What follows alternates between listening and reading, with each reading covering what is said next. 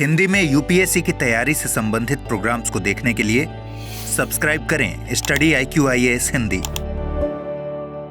नमस्कार साथियों, आप देख रहे हैं स्टडी IQ IAS हिंदी। मैं राहुल आप सभी का बहुत बहुत स्वागत करता हूं और आज मेरे साथ जुड़े हैं अमृत सर। आपका बहुत बहुत स्वागत है। बहुत बहुत शुक्रिया राहुल। अमृत सर, आज जिस विषय पे हम लोग बात करने जा रहे हैं वो है AI और यूपीएससी की प्रिपरेशन। किस तरीके से दोनों का जोड़ मोड़ ताल मिला के हम लोग तैयारी कर सकते हैं।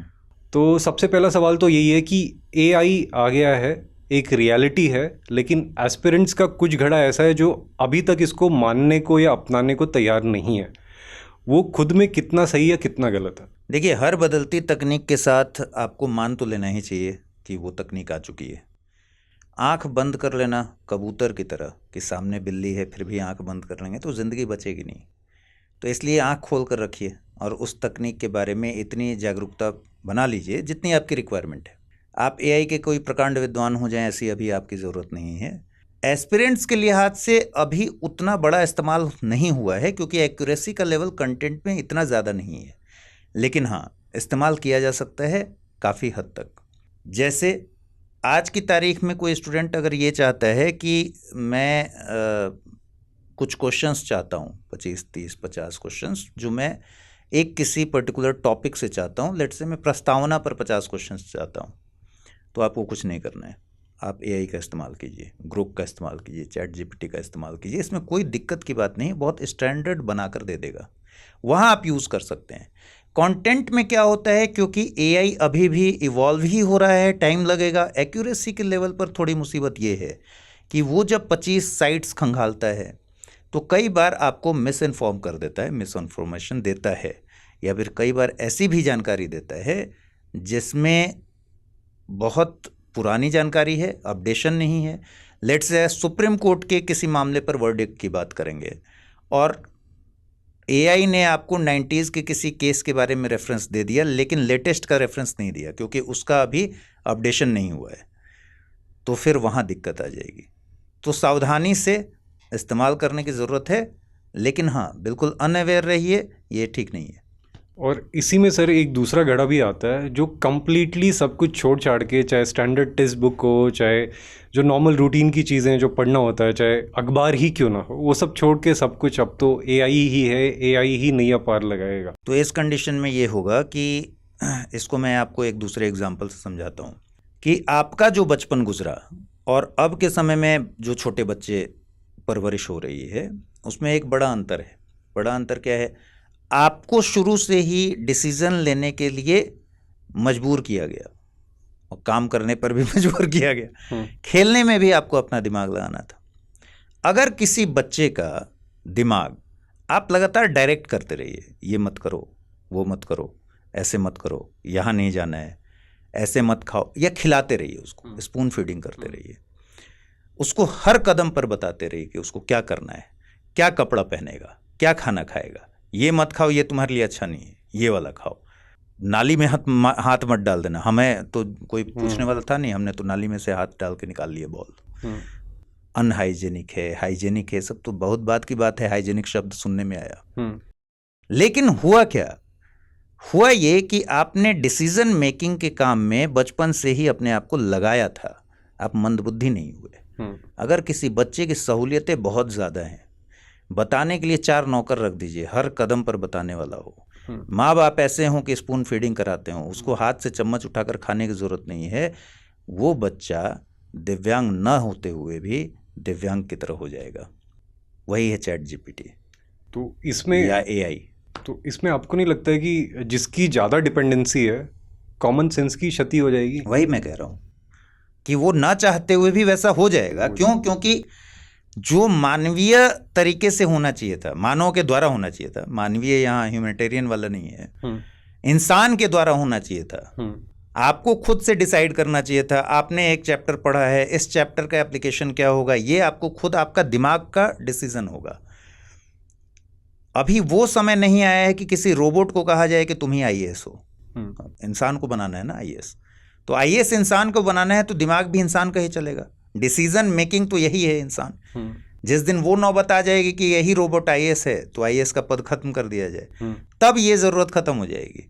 लेकिन अभी ये ज़रूरत बनी हुई है कि जो व्यक्ति जो इंसान बनने वाला है आईएएस, उसकी अपनी समझ इतनी डेवलप है, वो शार्प डिसीजन ले सकता है, वो डिसीजन लेने की प्रैक्टिस रखता है, कॉमन सेंस उसका हाईली डेवलप्ड होना चाहिए।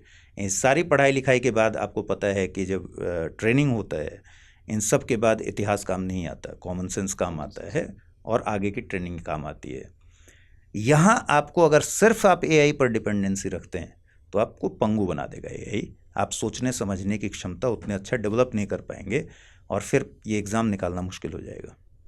और सर कहीं आपको ये लगता है कि जैसे जब एआई आ गया है तो बच्चा सब कुछ डाल रहा है, उस पर उसका सब कुछ रिस्पॉन्स मिल रहा है, उसका जो अपना एफर्ट है वो नहीं लग रहा है। हाँ, नहीं और लग बहुत सारी चीज़ें जो है आप इसी प्रोसेस के दौरान सीखते हो, जब आप अपना एफर्ट लगवाते हो आपके दिमाग में वो चीज़ें रजिस्टर होती हैं। अपना एफर्ट आज के डेट में एआई के जितने भी कोर्सेज हैं उसमें एक ही चीज़ सिखाई जा रही है। देखिए, एआई हर फील्ड में आ चुका है। आने वाले समय में वो सर्जरी हो, मेडिसिन हो, एआई अभी भी उसमें इस्तेमाल हो रहा है। धीरे धीरे ये भूमिका बढ़ते जाएगी। कंटेंट के लेवल पर आपको पता है एआई ने बहुत सारा काम समेट दिया है। ट्रांसलेशन को लेकर अब किसी को रखने की ज़रूरत लोगों को नहीं पड़ती। हर फील्ड में कोई भी एक ऐसा फील्ड नहीं है जिसमें एआई नहीं है। स्टॉक मार्केट के प्रेडिक्शन से लेकर और अब जो भी सोच सकते हैं सब में एआई आ चुका है। लेकिन ये कोर्सेज किस बारे में है फिर? जब एआई सब कुछ कर सकता है तो एआई से काम करवाने की भी ट्रेनिंग हो रही है, तो फिर किस चीज़ का एआई? तो एआई से बात करने की ट्रेनिंग हो रही है कि आप उसको कमांड कैसे देंगे, प्रॉम्प्ट लिखने की ट्रेनिंग हो रही है। तो जो आप बात कह रहे हैं ना कि जब आप एफर्ट लगाते हैं, पहले तो आप कमांड देते हैं ना, जब आपको अपने दिमाग को कमांड देने की प्रैक्टिस खत्म हो जाएगी तो आपका दिमाग यहां से अब वही हो गया है। आपको सबका शॉर्टकट पता है कि आपने ये लिखा वो सब कुछ भेज देगा। धीरे धीरे आप ये भूलते जाएंगे कि आपको पूछना क्या है। और शायद एग्जैक्टली इतनी इंफॉर्मेशन के दौर में वो इंफॉर्मेशन गायब होती रहेगी, उसकी कोई वैल्यू ही नहीं बचेगी। कोई इंफॉर्मेशन की वैल्यू इसलिए नहीं बचेगी कि आप याद करिए कि मोबाइल जिस ज़माने में नहीं था, लैंडलाइन के नंबर्स ज़ुबान पर याद रहते थे, तो मोबाइल ने वो ज़रूरत ही ख़त्म कर दी क्योंकि आपके पास एक स्टोरेज है जहाँ से आप सर्च कर सकते हैं। और शायद आजकल जो बेसिक पहाड़ा होता है 9, 10, 11, 12, 13 वो भी लोगों को नहीं याद रहेगा क्योंकि उसकी रिक्वायरमेंट नहीं पड़ती। पहले रिक्वायरमेंट थी। जैसे जैसे चीज़ों की रिक्वायरमेंट खत्म होते जा रही है, आपकी यादाश्त की दिक्कत नहीं है। दिमाग उसी तरीके से बना ही हुआ है कि जब तक जिस चीज़ की ज़रूरत है वो उसको अपने कॉन्शियस माइंड में रखता है, अदरवाइज सबकॉन्शियस माइंड में डाल देता है।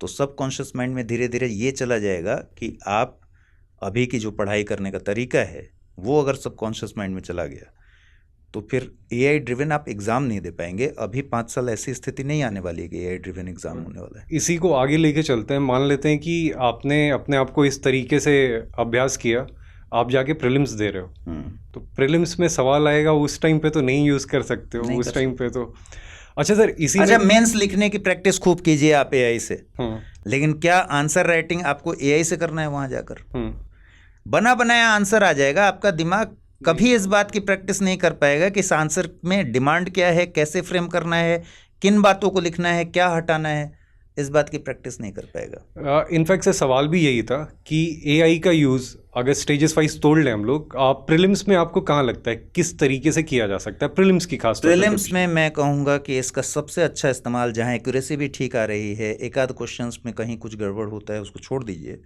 सबसे अच्छा इस्तेमाल है कि अब आपको पेपर खंगालने की बहुत ज़्यादा ज़रूरत नहीं है। जो टेस्ट पेपर्स होते हैं, आप अपना टेस्ट पेपर एआई के ज़रिए खुद बना सकते हैं और 2 मिनट का काम, 2 मिनट ज़्यादा मैंने बोल दिया, 30 सेकंड का काम। आप उसको बताइए कि आपको प्रीएम्बल से 50 क्वेश्चंस चाहिए यूपीएससी प्रीलिम्स के लेवल के। आप उसको बताइए आपको विथ स्टेटमेंट चाहिए, विदाउट स्टेटमेंट चाहिए, डालिए, वो पूरा तैयार होके चला आएगा, स्टैंडर्ड आएगा, उसमें कोई दिक्कत की बात नहीं है। आप डिफरेंस अच्छा एआई का कहाँ इस्तेमाल कर सकते हैं?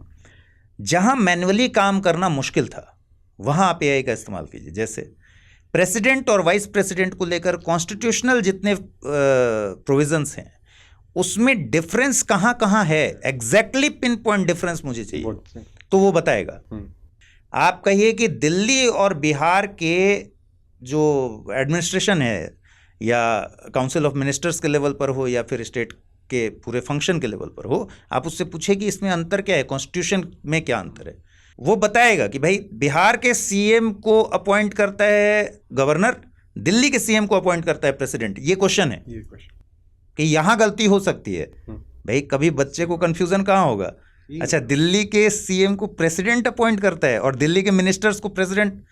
वो बताएगा कि स्टेट में 15% का कैप लगा हुआ है विधानसभा के टोटल मेंबर्स के, 15% ही आपके मिनिस्ट्री में हो सकते हैं, काउंसिल ऑफ मिनिस्टर्स। दिल्ली में 10%। ये रिफ्लेक्ट तुरंत कर देगा। यहाँ फायदा उठाइए और वो टेबल बना के भी दे देगा, तो इसका फायदा उठाइए। और सर अगर इसी प्रश्न को मैं थोड़ा सा आगे लेके जाऊं तो मेंस में किस तरीके से ना यूज़ करें? मेंस में लिखने के लिए ऑल्टरनेटिव के तौर पर मत इस्तेमाल कीजिए। मेंस में सिनॉप्सिस के लेवल पर भी मत इस्तेमाल कीजिए। आप मेंस में सिर्फ और सिर्फ अपने दिमाग को ही सिनॉप्सिस बनाने के लिए तैयार कीजिए। मैं हमेशा यही कह रहा हूं कि आपका एआई इस एआई के काफ़ी पहले से एग्जिस्ट करता है, जो आपका दिमाग है। तो जितनी भी प्रैक्टिस हम बात करते हैं लिखने में 2 तरह की प्रैक्टिस होती है। एक तो फुल आंसर लिखना। फुल आंसर जब आप लिखते हैं तो उसमें भी एक क्वेश्चन के भीतर आपको पता है कि 3 हिस्से हैं, तो वेटेज रहता है कि 20% ये, 30% ये, 50% ये, जिस चीज़ की जितनी डिमांड रखी गई है क्वेश्चन के भीतर। ये जब भी आप लिखने की प्रैक्टिस करेंगे। और दूसरा तरीका होता है कि अगर पूरा नहीं लिखना तो आप उसकी रूपरेखा तैयार कर लेते हैं, ड्राफ्ट कर लेते हैं, एक सिनॉप्सिस बना लेते हैं कि इसमें ये पॉइंट है, इसमें ये पॉइंट है, इसमें 4-5 पॉइंट। तो आपको अपने दिमाग को हमेशा इस बात के लिए तैयार करना होगा कि हर चीज़ को पढ़ने के बाद आपका दिमाग उसको 5 पॉइंट में तोड़ पाए, डायमेंशंस बता पाए। दूसरी बात, आपके दिमाग को ही इस बात के लिए भी तैयार करना पड़ेगा कि इतने बड़े बड़े 5 जो 6-6 पन्ने के आर्टिकल हैं, इसमें सारी चीज़ें काम की नहीं हैं, सिर्फ इतनी काम की हैं क्योंकि आपको 5 ही पॉइंट की रिक्वायरमेंट है, क्योंकि एग्ज़ाम की डिमांड है उतने ही शब्दों में लिखना है, उससे ज़्यादा लिखने की जगह नहीं है। सर अगला सवाल इसी से निकलता है, ये जो नोट मेकिंग होती है, अभी तक तो हाल फिलहाल तक तो मतलब बच्चे खुद से करते थे। इनफैक्ट एक ट्रेंड भी चला था कि पूरे चैप्टर को एक पन्ने में लिख लो। इनफैक्ट बहुत सारे टॉपर्स से ये चीज़ निकलती थी कि वो पूरे चैप्टर की समरी एक पन्ने में कर लेते थे, अंत में वही रिवाइज करते थे। अब जब चैट जीपीटी या जीपीटी आ गया या एआई आ गया जिसको कहते हैं, तो बच्चों को क्या ये नोट मेकिंग खुद से करनी चाहिए या एआई से करवानी चाहिए? एआई से समझना चाहिए कि कैसे कर सकते हैं। मैं वही कह रहा हूँ कि जहाँ जहाँ आप चोक्ड हैं, जहाँ जहाँ वैसे फंसे हुए हैं कि अब यहाँ समझ ही नहीं आ रहा, जैसे कुछ चीज़ें एब्स्ट्रैक्ट हैं। अब एब्स्ट्रैक्ट चीज़ों में जैसे कि नोट्स बनाना, कैसे नोट्स बनाएं, ये आप जिससे जिससे पूछते हैं वो अपना अपना तरीका बताता है। और सब सारे लोग क्या बताते हैं, कीवर्ड बेस्ड नोट्स बनाइए, लेकिन एग्जाम्पल कोई दे नहीं पाता। टीचर्स की अपनी मजबूरी है, और ऑब्वियसली ये एक तरीके का ऐसा जवाब है जिसमें बच्चा फंस जाता है। एआई से पूछे ना कीवर्ड बेस्ड नोट्स कैसे बनाया जाता है, एक सैंपल दे देगा। अगर आपको जंच रहा है तो उस सैंपल को पकड़िए और आप नोट्स वैसे बनाने लगिए। लेकिन हर जगह कॉमन सेंस इस्तेमाल करना पड़ेगा, क्योंकि हर विषय की रिक्वायरमेंट चेंज हो जाएगी। अच्छा, यहीं से सर एक दूसरा चीज़ बता दीजिए, कुछ लोग एआई के थ्रू अपना एग्जामिनेशन भी करवाते हैं, जैसे अपना आंसर राइटिंग डाल दिया, जो आंसर लिखा वो दे दिया, या इन जनरल काफ़ी सारी चीज़ें चैट जीपीटी से ही पूछते हैं। तो ये कहाँ तक आपको लगता है कि ये सस्टेनेबल है, सही है अप्रोच में? अगर आपके पास संसाधन नहीं है तो बिल्कुल इस्तेमाल कीजिए, क्योंकि यहाँ भी बच्चे स्टक हैं कि किससे पूछवाएं, किससे समझें। ठीक है, मैंने आंसर लिख लिया, चेक किससे कराएं। अगर यहाँ फंसे हुए हैं तो फिर उससे चेक कराइए। लेकिन हर जगह इंसान के दिमाग को अभी के लिए, मतलब मैं बिल्कुल उन लोगों को खारिज नहीं कर रहा जो ये मान के चल रहे हैं कि आने वाले समय में एआई एक बड़ा खतरे के टाइप से है। मैं अभी भी मान के चल रहा हूँ कि खतरा है या नहीं, ये सिर्फ और सिर्फ अनुमान है। आने वाले समय के लिए कितना बड़ा खतरा साबित होगा और उसके लिए सारे देश किस तरह की तैयारी करेंगे, ये भी आने वाला वक्त ही डिसाइड करेगा। लेकिन फिर भी मेरा मानना है कि इंसान के दिमाग को डेटा कलेक्ट करना अलग चीज़ है, डिसीज़न मेकिंग में इंसान के दिमाग की ज़रूरत अभी है। और जिस दिन इंसान के दिमाग की ज़रूरत ख़त्म हो गई तो उस दिन तो समझिए कि बहुत कुछ ख़त्म हो गया है। तो वैसा कुछ नहीं होने वाला। नौकरियों पर खतरा आएगा, वो बात बिल्कुल मानी जा सकती है, इसमें कोई दो राय नहीं है, दिख रहा है। लेकिन नौकरियां क्रिएट भी होंगी, और नौकरियां क्रिएट इसलिए होंगी क्योंकि उतने ही तादाद में एआई के कोर्स लोग सीख रहे हैं। अब सवाल है कि एक जो एरा चेंज हो रहा है, तो एआई को आप अगर समझ पा रहे हैं, ट्रेंड हो पा रहे हैं, तो उससे जनरेट भी होगी। जैसे कोविड इसका एक सैंपल के तौर पर है। कोविड के समय तक ऑनलाइन एजुकेशन इतना ज़्यादा फेमस नहीं था, जबकि चल उसके पहले से रहा था, लेकिन फेमस तो उसके बाद हुआ। जिन लोगों ने भी ये समझा कि ऑनलाइन आएगा, कोविड में लोगों ने मान लिया कि अब ऑफलाइन तो चलेगा ही नहीं। आज की तारीख में ऐसा नहीं है। आज की तारीख में ऑनलाइन भी एग्जिस्ट करता है, ऑफलाइन भी एग्जिस्ट करता है। ऑनलाइन की ट्रेनिंग उसी समय जिन्होंने ले ली वो ऑनलाइन में बहुत अच्छा कर रहे हैं, और सच बात है कि अब दोनों मोड एक साथ मिलकर चल रहा है, तो हाइब्रिड हो गया। तो यही सस्टेन करेगा आगे। उसी तरह एआई को लेकर अनुमान लगाया जा रहा है 5 साल बाद क्या होगा पता नहीं। डरने की बहुत ज़रूरत नहीं है, हाँ ट्रेनिंग लेने की ज़रूरत है, लेकिन एस्पिरेंट्स के लेवल पर इतना ज़्यादा इस्तेमाल नहीं है, 20% इस्तेमाल है मैक्सिमम, क्योंकि अभी उसकी ऑथेंटिसिटी पर थोड़ा सा डाउट है। और सर अगर अंत में आपसे 2 टूक पूछूं कि जैसे आपने इन जनरल दुनिया की बात करी, जॉब्स की बात करी, यूपीएससी के संदर्भ में आप एआई के इम्पैक्ट को अगर आपको समराइज करना पड़े तो आप किस तरीके से करोगे? प्रिपरेशन के लिहाज से मैं यही समराइज करूँगा कि समय कम या ज़्यादा नहीं हुआ है तैयारी का। तैयारी के लिए जितना समय आपको पहले मिलता था उतना ही अभी मिला हुआ है। एआई से एक फ़ायदा है कि आप उस समय को ऑप्टिमाइज़ कर सकते हैं। जितना समय मिला हुआ था उसमें आप 2 महीने का मार्जिन ले सकते हैं। एआई का एक नुकसान है कि अगर आप इसमें उलझे तो कई बार किसी चीज़ को रीराइट करना काफ़ी मुश्किल हो जाता है, तो आप समय गंवा भी सकते हैं। बैलेंस वे में ये है कि यूपीएससी की अभी जो तैयारी चल रही है उसमें एआई कहाँ कहाँ मददगार साबित हो सकता है। वो छोटी छोटी चीज़ों में हो सकता है जहाँ जहाँ आप स्टक हैं, इसमें कोई डाउट नहीं है। लेकिन बेसिक किताबें और अपने टीचर पर भरोसा बनाए रखिए। बेसिक रिक्वायरमेंट्स जो पहले थी वो अभी भी हैं।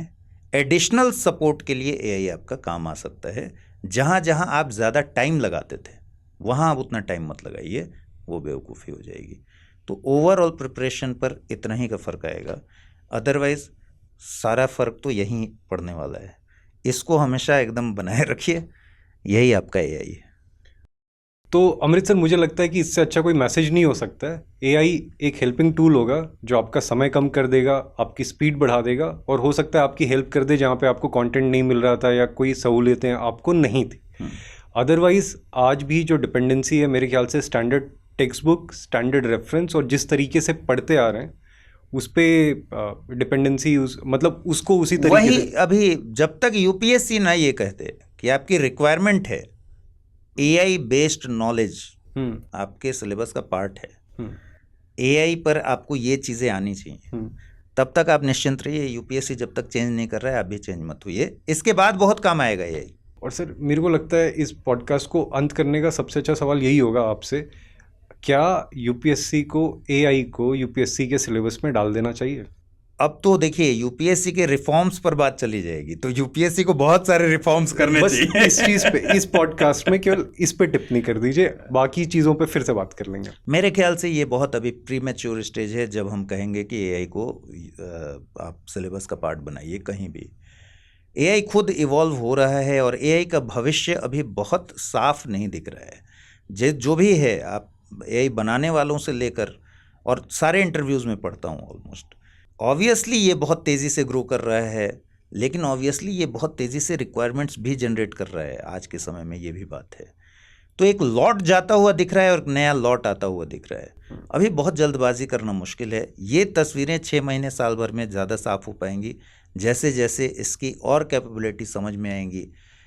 एक समय के बाद मुझे लगता है कि प्रशासन में आर्टिफिशियल इंटेलिजेंस का इस्तेमाल इतना बढ़ जाएगा कि सिलेबस का पार्ट तो बनाना ही पड़ेगा। उसका रीज़न है तैयारी में अभी हम जब बात कर रहे हैं कि लिमिटेड आप इस्तेमाल कीजिए, लेकिन तैयारी के बाद एक आईएएस बन जाने के बाद उनकी ट्रेनिंग का पार्ट तो एआई होगा ही होगा, क्योंकि आने वाले समय में प्रशासन के भीतर एआई का बहुत इस्तेमाल होता है।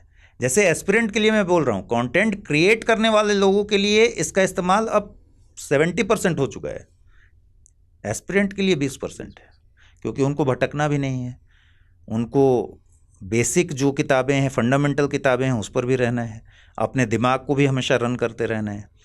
ये सब स्टेज पार करके ये लोग भी जिस भी जॉब में जाएंगे वहाँ रिक्वायरमेंट पड़ जाएगी उसकी।